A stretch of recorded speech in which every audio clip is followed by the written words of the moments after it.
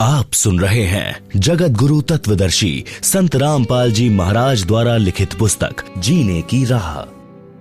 ब्रह्म काल की अव्यक्त रहने की प्रतिज्ञा। सूक्ष्म वेद से शेष सृष्टि रचना। तीनों पुत्रों की उत्पत्ति के पश्चात ब्रह्म ने अपनी पत्नी दुर्गा यानी प्रकृति से कहा, मैं प्रतिज्ञा करता हूँ कि भविष्य में मैं किसी को अपने वास्तविक रूप में दर्शन नहीं दूंगा, जिस कारण से मैं अव्यक्त माना जाऊंगा।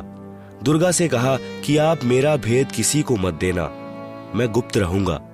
दुर्गा ने पूछा कि क्या आप अपने पुत्रों को भी दर्शन नहीं देंगे?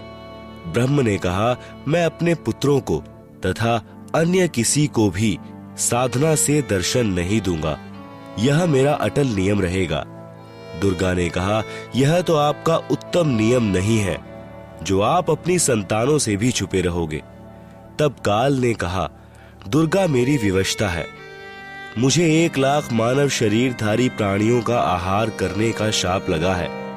यदि मेरे पुत्रों ब्रह्मा, विष्णु, महेश को पता लग गया तो ये उत्पत्ति, स्थिति तथा संहार का कार्य नहीं करेंगे, इसलिए यह मेरा अनुत्तम नियम सदा रहेगा।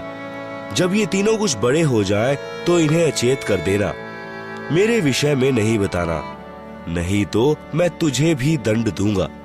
दुर्गा इस डर के मारे वास्तविकता नहीं बताती, इसीलिए गीता अध्याय 7 श्लोक 24 में कहा है कि यह बुद्धिहीन जन समुदाय मेरे अनुत्तम नियम से अपरिचित है कि मैं कभी भी किसी के सामने प्रकट नहीं होता, अपनी योग माया से छुपा रहता हूँ।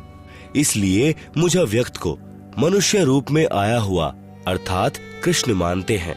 अबुद्ध यानी बुद्धिहीन, मम यानी मेरे, अनुत्तमम यानी अनुत्तम अर्थात घटिया, अव्ययम यानी अविनाशी, परम भावम यानी विशेष भाव को, अजानंत है यानी न जानते हुए, माम अव्यक्तम यानी मुझ अव्यक्त को, व्यक्तिम यानी मनुष्य रूप में, आपन्नम यानी आया, मन्यन्ते यानी मानते हैं, अर्थात मैं कृष्ण नहीं हूं। गीता अध्याय 7 श्लोक 24, गीता अध्याय 11 श्लोक 47 तथा 48 में कहा है कि यह मेरा वास्तविक काल रूप है। इसके दर्शन अर्थात ब्रह्म प्राप्ति न वेदों में वर्णित विधि से, न जप से, न तप से तथा न किसी क्रिया से हो सकती है।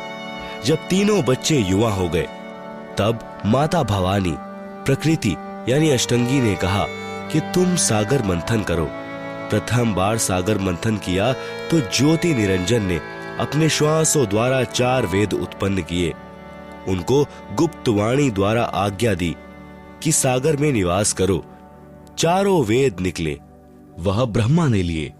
वस्तु लेकर तीनों बच्चे माता के पास आए। तब माता ने कहा कि चारों वेदों को ब्रह्मा रखे, वह पढ़े। नोट: वास्तव में पूर्ण ब्रह्म ने ब्रह्म अर्थात काल को 5 वेद प्रदान किए थे, लेकिन ब्रह्म ने केवल 4 वेदों को प्रकट किया। 5वां वेद छुपा दिया, जो पूर्ण परमात्मा ने स्वयं प्रकट होकर कबीर गिरभी अर्थात कबीर वाणी यानी कबीर वाणी द्वारा लोकोक्तियों व दोहों के माध्यम से प्रकट किया है। दूसरी बार सागर मंथन किया तो 3 कन्याएं मिली। माता ने तीनों को बांट दिया। प्रकृति दुर्गा ने अपने ही अन्य 3 रूप सावित्री, लक्ष्मी तथा पार्वती धारण किए तथा समुद्र में छुपा दी। सागर मंथन के समय बाहर आ गई। वहीं प्रकृति 3 रूप हुई तथा भगवान ब्रह्मा को सावित्री, भगवान विष्णु को लक्ष्मी, भगवान शंकर को पार्वती पत्नी रूप में दी। तीनों ने भोग विलास किया। सुर तथा असुर दोनों पैदा हुए। जब तीसरी बार सागर मंथन किया तो 14 रत्न ब्रह्मा को तथा अमृत विष्णु को व देवताओं को, मद यानी शराब असुरों को तथा विष परमार्थ शिव ने अपने कंठ में ठहराया। यह तो बहुत बाद की बात है। जब ब्रह्मा वेद पढ़ने लगा तो पता चला कि कोई सर्व ब्रह्मांडों की रचना करने वाला, कुल का मालिक, पुरुष यानी प्रभु और है। तब ब्रह्मा जी ने विष्णु जी व शंकर जी को बताया कि वेदों में वर्णन है कि सृजनहार कोई और प्रभु है, परंतु वेद कहते हैं कि भेद हम भी नहीं जानते। उसके लिए संकेत हैं कि किसी तत्वदर्शी संत से पूछो। तब ब्रह्मा माता के पास आया और सब वृतांत सुनाया। माता कहा करती थी कि मेरे अतिरिक्त और कोई नहीं है, मैं ही करता हूँ, मैं ही सर्वशक्तिमान हूँ। परंतु ब्रह्मा ने कहा कि वेद ईश्वर कृत हैं, यह झूठ नहीं हो सकते। दुर्गा ने कहा कि तेरा पिता तुझे दर्शन नहीं देगा, उसने प्रतिज्ञा की हुई है।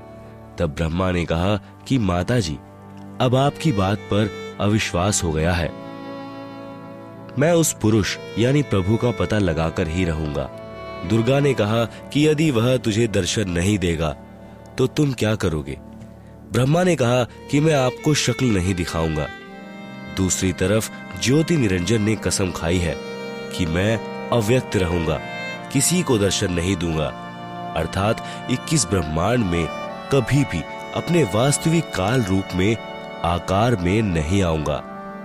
गीता अध्याय 7 श्लोक नंबर 24।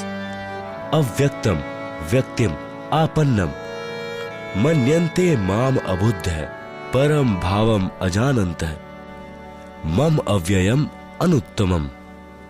अनुवाद: अबुद्ध यानी बुद्धिहीन लोग, मम यानी मेरे, अनुत्तम यानी अश्रेष्ठ, अव्ययम यानी अटल, परम यानी परम, भावम यानी भाव को, अजानंत यानी न जानते हुए, अव्यक्तम यानी अदृश्यमान, माम यानी मुझ काल को, व्यक्तित्व यानी नर रूप आकार में कृष्ण, आपन्नम यानी प्राप्त हुआ, मन्यन्ते यानी मानते हैं।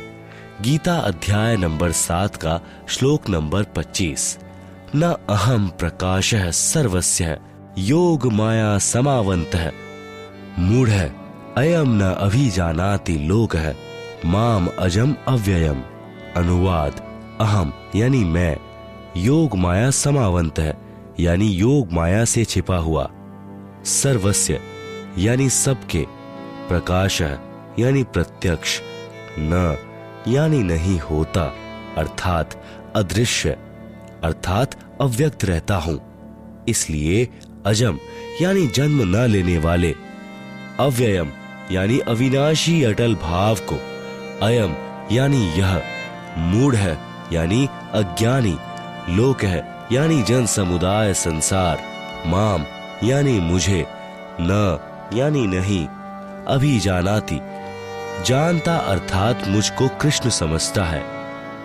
क्योंकि ब्रह्म अपनी शब्द शक्ति से अपने नाना रूप बना लेता है, यह दुर्गा का पति है। इसलिए इस मंत्र में कह रहा है कि मैं कृष्ण आदि की तरह दुर्गा से जन्म नहीं लेता। आप सुन रहे हैं जगत गुरु तत्वदर्शी संत रामपाल जी महाराज द्वारा लिखित पुस्तक जीने की राह।